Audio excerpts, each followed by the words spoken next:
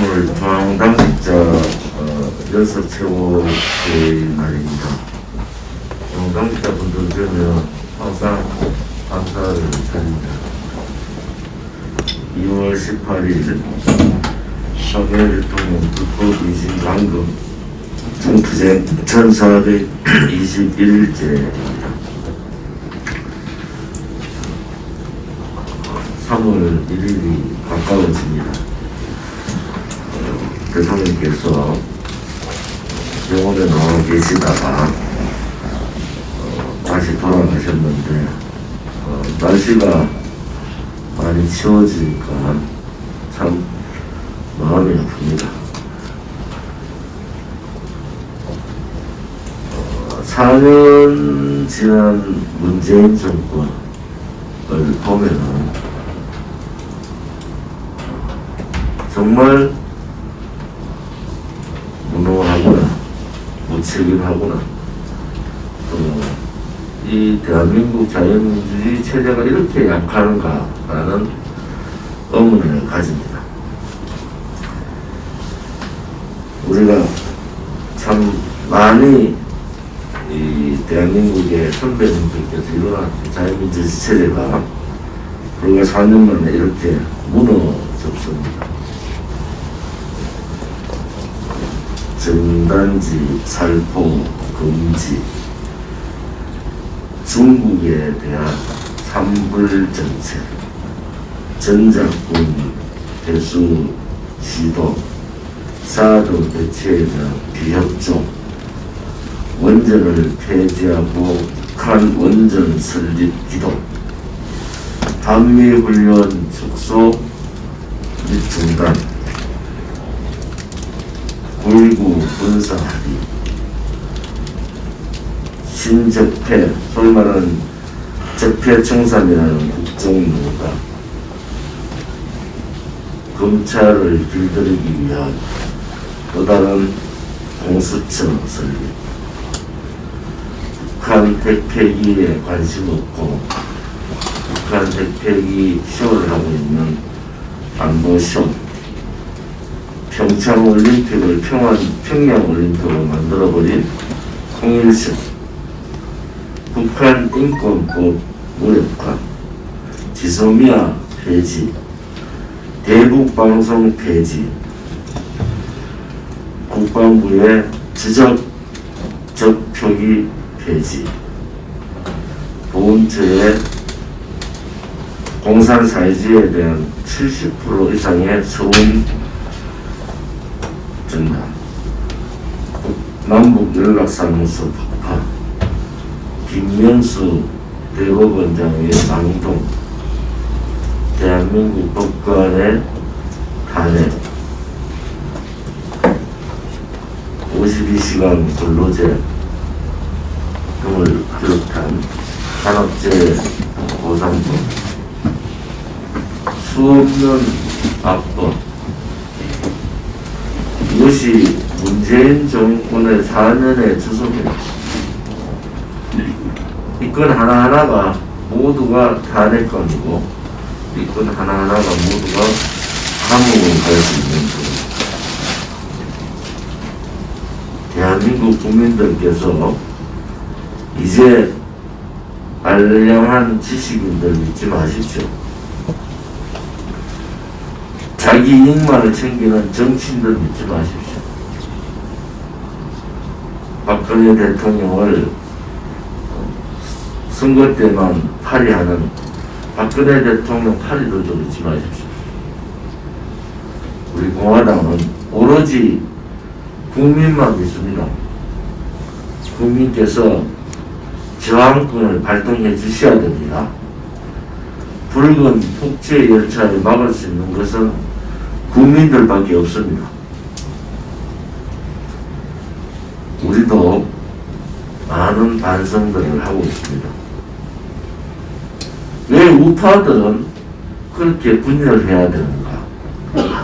정당이라고 민초정당을 만들어놨는데 왜 우리 당 내에서도 그 민초정당에 스며들지 못하고 자기의 이익만을 위해서 자기가 무엇을 누리기 위한 그런 사람들이 있어야 됩니다.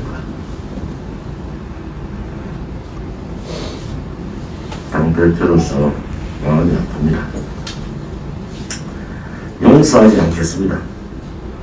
어차피 이 전쟁은 벌어진 거예요. 좌파 독재 정권하고의 한판의 싸움은 벌어진 겁니다. 누구도 우리 공화당을 대신할 수 없습니다. 누구도 우리 공화당을 대신해서 싸울 사람이 없어요. 저도 누구도 우리를 대신해서 싸울 사람이 있으면 저도 이제 정치를 떠나고 싶어요. 모두가 오늘 이 시점에서 대통령께서 한마디 말씀 안 하시면서 침묵 투쟁을 하고 계신 1421일 3년하고도 10개월이 지났습니다. 우리가 무엇을 하고 있는가를 고민들을 해야 됩니다. 우리 공화당 동지들이 추운 겨울에 영하 20도 넘는 데서 손이 얼어가면서 당원을 모집하는 것은 여러분들 개인을 위한 모집이 아닙니다. 대한민국의 미래를 위해서 그분들은 많이 배우지 못하고 많이 가지지 못했지만 투쟁하고 또 투쟁하는 그 진정성만큼은 당대표 저보다도 훨씬 더 많다는 것도 말씀을 드리겠습니다.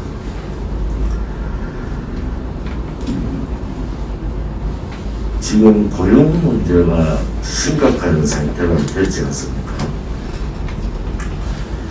이 고용 세습 문제는 박근혜 대통령 정부에서 민노총의 고용 세습 구조를 깨버렸어요.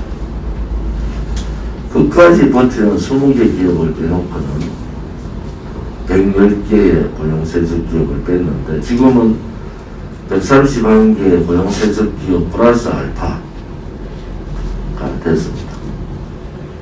민노총에 대해서 어느 정치인도 어느 언론 방송도 얘기하지 않습니다. 우리 공화당은 얘기를 해야 됩니다. 고용세습의 현실을 까발려야 됩니다. 청년들이 왜 이렇게 고용의 늪에서 벗어나지 못하는가를 우리는 밝혀야 됩니다. 정교조, 민노총, 또 문재인을 비롯한 세력들의 비정규직을 정규직화하는 비정상적 이런 부분들을 밝혀야 됩니다. 청년의 미래가 없는 나라는 그 나라 자체의 미래 자체가 없는 겁니다. 사다리가 없어져 버렸잖아요. 열심히 노력하면 잘 살 수 있다는 그 사다리가 없어진 나라. 그것은 결국 중산층이 몰락하는 나라가 됩니다. 공산주의자들은 중산층을 가장 두려워해요. 중산층을 없애는 그 자체가 사회주의로 가는 길이다. 이렇게 보고 있습니다. 우리 공화당은 아무튼 진실과 정의의 투쟁을 한다고 얘기했습니다.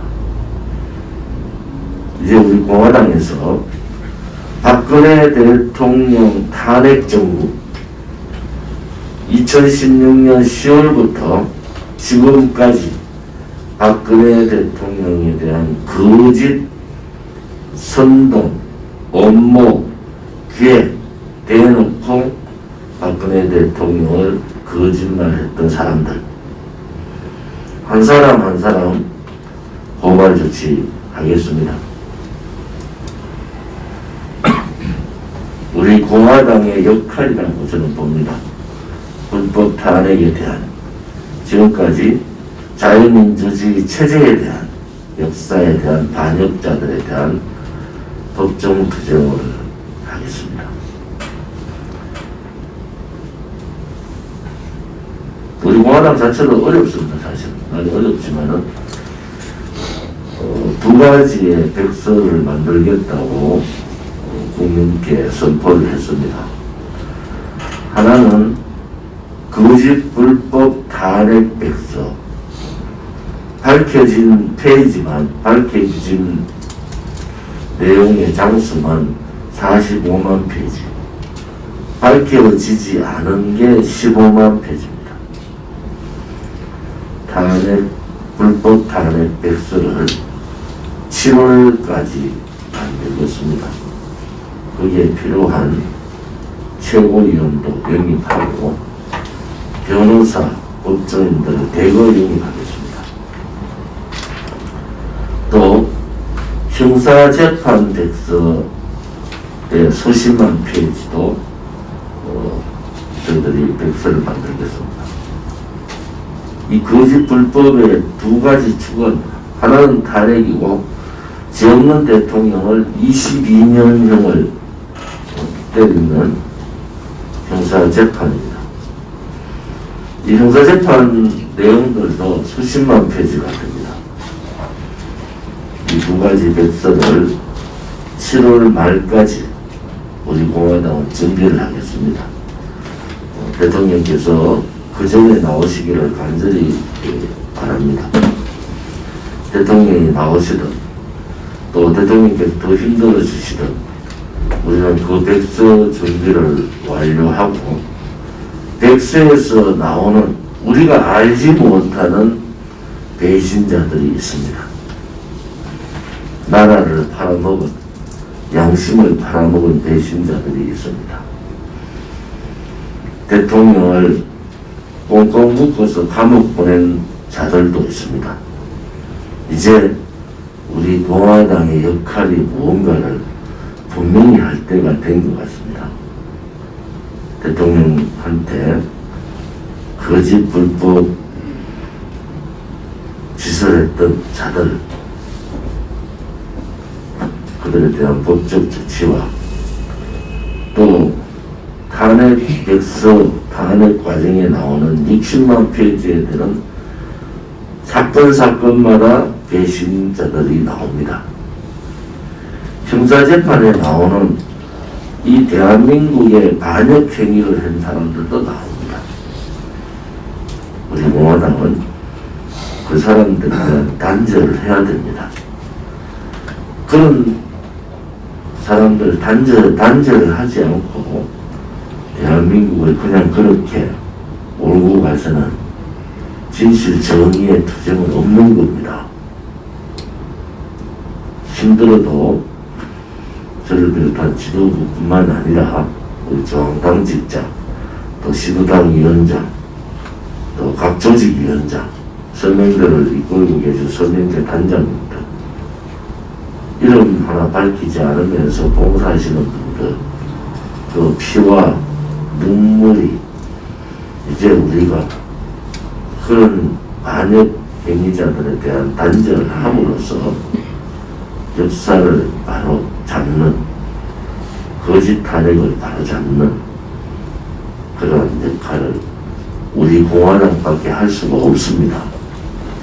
여러분들께서 힘들더라도 우리 공화당을 이만큼 만들어 주시고 앞으로 더 큰 공화당, 더 단단한 공화당을 만들어 주시면 우리의 역할은 분명히 할 거라고 그렇게 믿습니다.